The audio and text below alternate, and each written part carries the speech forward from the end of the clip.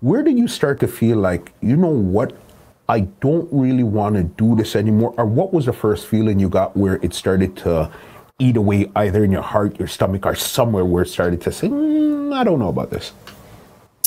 When I just started getting into one too many arguments with girls about my money, seeing one too many men die, not being able to keep a real relationship, you know, because it's hard for a man's ego. I understand men very well because I've worked around them so much. It's hard for a man's ego, you know, getting all this attention from other men, having to show your body, even if they did meet you there, which most of the men I dated, I met there. You know what I'm saying? They have a different perception of you versus if they met you when you weren't. So, and then the one thing that really laid on my heart though was that my daughter started getting older and they started to ask to come to work with me. They didn't know where I was working, and I was like, you know what?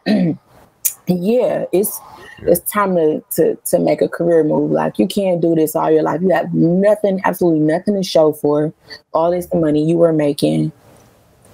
It's time to just do something else. You know, like, you got to figure out a way to get out of this. I don't know how you're going to get out, but once I made a decision, like, I have to get out, I'm going to get out, that's when things started shifting. I didn't know. Again, I tried everything. Joining the military. I tried to join the military. That didn't work.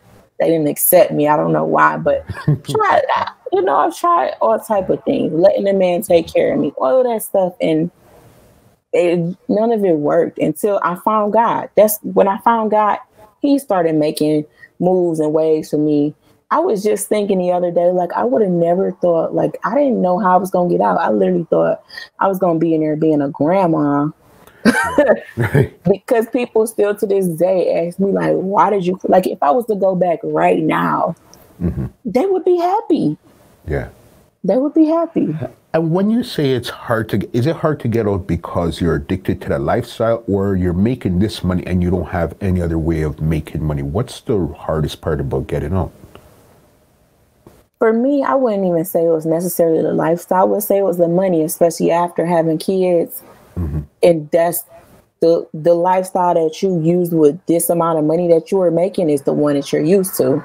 And you're scared. Like, it's like, how do I go from making $100, $200 an hour to making 10? I don't have no resume with no experience, you know what I'm saying, to even try and step into a decent career, you know, like, if I do try and go get a real job, what I'm gonna tell them I've been doing for the last 10 years, you know? So, and then again, how do you go from making $200 an hour to making 20? 20 is that's not a bad price for people who used to, you know, they used to making that, but somebody who used to making 200 tax free, you want me to take 20 and you taking taxes out, and I gotta wait on it every week or every 2 weeks and budget it, and that's hard. That is hard. Yeah, that is hard. Because I really understand, because once you're in a position where you're now basically, you're your own boss, you're making this type of money. Now, I know in my heart it doesn't feel good anymore. So what do I do? So how could I make $100 an hour doing something else? And that's really where your mind is going to go. And it's like, I guess, usually when you get out of dancing, I guess the first thing you're going to do getting out of dancing is to go bartending. So you were up here, dancer, bartender before you go out the door. Type of thing. Yeah. That's what a lot of girls do now. They weren't doing that at first. They would go to waitressing. They would try to leave. Because this is what I did. I left for maybe like a year. Okay. But the person I was dating at the time was providing for me financially a lot. But once we broke up, I was like, or we were starting to break up, I was like, I gotta go start stacking up. I got 2 kids to feed, you know. And where you're not getting help from their fathers, you know, you definitely, it's all on you. So I'm like, I'll be a waitress, you know, like, that's better than dancing. It's the same damn thing. Yeah. One just got on more clothes. Okay. You know, it's the environment. That's really what it comes down to? Is their environment that you're in? Yeah, and then most of them will still do dance.